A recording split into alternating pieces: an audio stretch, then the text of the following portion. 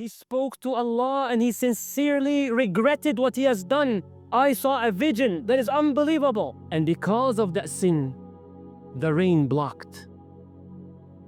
Brothers and sisters, how many times have you watched the news, especially in recent weeks, where you felt helpless, you felt powerless?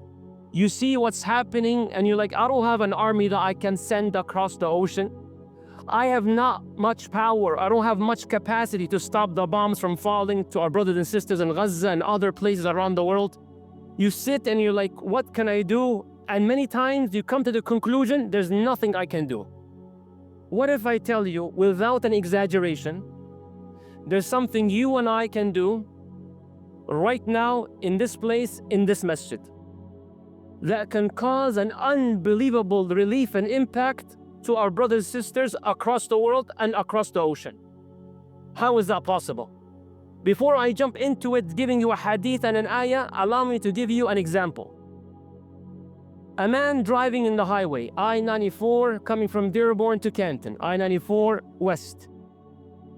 He wants to send a quick text message. He knows he's not supposed to. He thinks that I'm just gonna do a few seconds and I'll be just fine.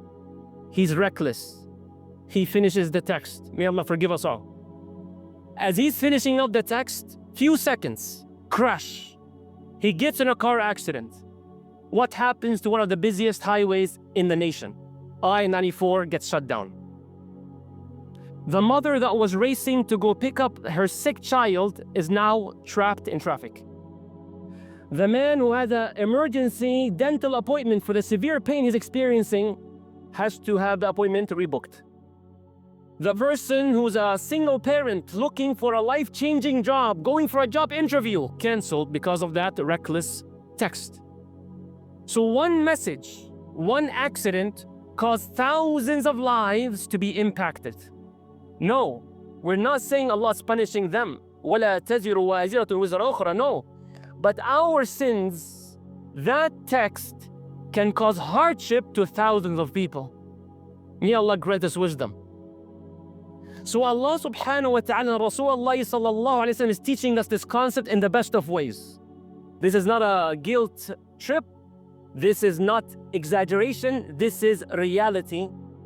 We may not notice, but our sins can be the cause of some people dying, some people suffering. And Rasulullah sallallahu alayhi wa sallam said it in numerous narrations. I'll share with you one. One of the signs of the Day of Judgment can be known through this hadith where Aisha radiallahu anha in Sahih Muslim, she says, I saw the Prophet while he was sleeping, he was tossing right and left. He seemed distressed in his sleep. She was very concerned. My husband doesn't go through that type of sleep. When Rasulullah sallallahu alayhi wa sallam woke up from the sleep, Aisha told him, Ya Rasulullah, I have never seen you in such distress. What's going on? He said, Al-Ajab, bizarre Aisha. I saw a vision that is unbelievable. It is true, it's from Allah. Why is he so shocked? What did he see in the dream? He sallallahu alayhi wa sallam said, and I want you to focus with the lens that sins impact others. That's what I want you to focus on. Not who's the army, who's the individual, as I'll explain. He says, an army from my ummah will go attack a man seeking refuge by the Kaaba. These people are careless. You're gonna go kill your own brother in the sacred land of Al-Kaaba. This group of the ummah cares less about the laws of Allah. And while they're traveling this army to go kill that man by the Kaaba, Allah allows the earth to open up and swallow the entire army. Aisha says, Ya Rasulullah, look what Aisha's thinking. What about the people that are around the army, that were not really part of the army? You see how she's thinking? Because the earth opens up, you're talking the army, maybe homes, the other people. So Nabi sallallahu alayhi wa sallam said, yes, Ya Aisha. Among the people that are swallowed are those who are intentionally trying to kill their brother by the Kaaba. There are people that were forced to go, they don't want to pull the trigger or shoot the arrow, but they're just there. And there are Ibn Sabil, just regular travelers, and they too get swallowed. He says they all die, but they will all be resurrected based on their intention. The people that were breaking the law of Allah had the earth open up and swallow them, and others died. The others are not being punished, but they were being tested. So we have to be very cautious how we scroll through our social media as an example. You're like, how can you relate to this? How can I not in 2025? Before coming to the masjid, putting some research into the algorithm of social media. For example, 3-second viewership counts as a view to that video. So if you scroll, if you stay 3 seconds or more, it counts and records you watch the video. Now, how is that impactful? The algorithm says, since you stay 3 seconds or more, that means you're interested in such content. We'll give you more. Since you're interested in such content, you have followers who follow you.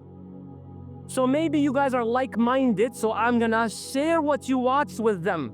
They may like it, they may not like it. So now this is a double-edged sword. Next time you watch the video, many of us, may Allah protect us, we don't want to press like because others will know we liked it.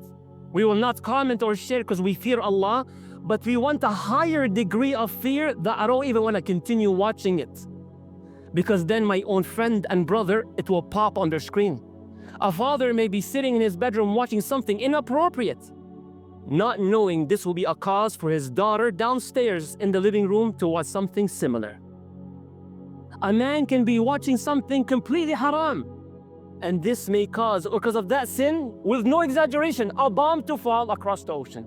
Not as a punishment to them, but because of the fasad that has spread across earth. Allah says in the Quran, ظهر الفساد. Corruption has spread across earth. Why, Ya Allah? Even the ocean. Why, Ya Allah? بما كسبت, for what the people have done. It's not me or I, myself, my own phone, my own thing. I do whatever I want. No, you don't live in a bubble. Everything you do has an impact on others. Just before a khutbah, a brother got in an accident and now he's in prison. His mother devastated, crying, spending thousands of dollars. Is Allah punishing the mother? No, but the impact of that reckless move that he did. May Allah forgive us all. We are in this earth, why? Is Allah punishing us? A'udhu billah, that's not what Muslims are learning. Other faith believe the original sin. We're born with the sin, we're not. But we are on earth because our father sinned, alayhi salam, Adam. So we are here because of the side effect of it. So what's the call? The call is straightforward, very simple. I won't say to you or to myself, avoid sin. It may lose the barakah in your life. You may see the impact in your wife and your children, how they behave with you. I will go a little bit up a notch.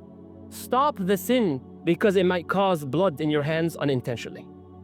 May Allah forgive us and protect us. It's a call for all of us to repent. We started the khutbah with feeling there's nothing I can do about what's happening, to a complete shift to saying, I have a lot to do for what is happening, inshallah. If my sins were part of the reason of the hardship of others, my family, outside circle, across the ocean, then may your repentance be a moment of relief to all of them. May Allah make our repentance a moment for rain to pour upon all of us. In khayr, ya Rabbil Alameen, sabban sabba. In the books of tafsir, there's a very well-known story among Bani Israel. Prophet Musa alayhi salam and his community were suffering droughts. No rain, not a single drop.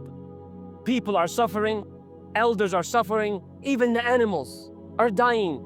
Children are crying. We want rain because vegetables grow and then we have some source of food and water to drink, but there's no rain. So they all go out crying to Allah. All community comes out. We have even in our Sharia, Salatul Istisqa, and we've done it in the masjid before, where we ask Allah for rain. So Musa begs Allah, Ya Rab, make it rain, Ya Allah. People are now dying. So then Allah speaks to Musa. He says, Ya Musa, the root cause of the lack of rain is there's one person in your community who has been sinning for years. And because of that sin, the rain blocked. You see the impact? The community is not being punished. The community is being tested by his sins. May Allah protect us. May Allah not make us fitna to the believers. ربنا لا تجعلنا فتنة للذين آمنوا يا رب. May Allah not make us fitna. So then Musa alayhi salam, he turns around after hearing what Allah said, and he speaks to the community. It's not about feelings right now. Oh people, there's one person among us right now in this gathering who has been sinning, disobeying Allah for years. And that's the root cause of it not raining. So one request, please honor it. Leave the gathering. Leave the city. Go somewhere else so it may rain upon us. The man who was sinning knew it was him. So while he was standing, he said, Allah, I know it's me. And you only know who is it. And Ya Allah, if I walk away now, everybody will know who is it. Ya Allah, I promise you, and I make tawbah and I return to you, that I will never do this again. This man never thought that what I do at home in the basement, in my room, in my private life, can cause a drought to my entire community. I never knew that, Ya Allah. Ya Allah, forgive me. Ya Allah, I repent. Within moments, it starts to rain upon Bani Israel. The men and the women, the elders and the youngsters, even the cattle are excited for the rain. But who's puzzled? Who's confused? Musa alayhi salam. Why is he confused? No one left the gathering. No one left. I saw the people. No one walked away. So he went to Allah and said, Ya Allah, how did it rain when no one left? So Allah told Musa, the man who was sinning for years repented in his spot. He spoke to Allah and he sincerely regretted what he has done, and he acknowledged the consequences. So Musa was so amazed and happy. He said, Ya Allah, tell me, which brother? Who was it? So I can go and congratulate him and hug him and tell him Allah accepted. Tell me his name. So Allah says, I covered his name when he was sinning. You want me to expose him after he has repented? Allahu Akbar. So when I began the khutbah by saying, you in the masjid, in your spot, can be a reason for the bombs to stop, that's not an exaggeration. May Allah forgive us and protect us. And may Allah make the bloodshed that is taking place across the ocean and all around earth, make our hearts alive, and may not make their lives go in vain.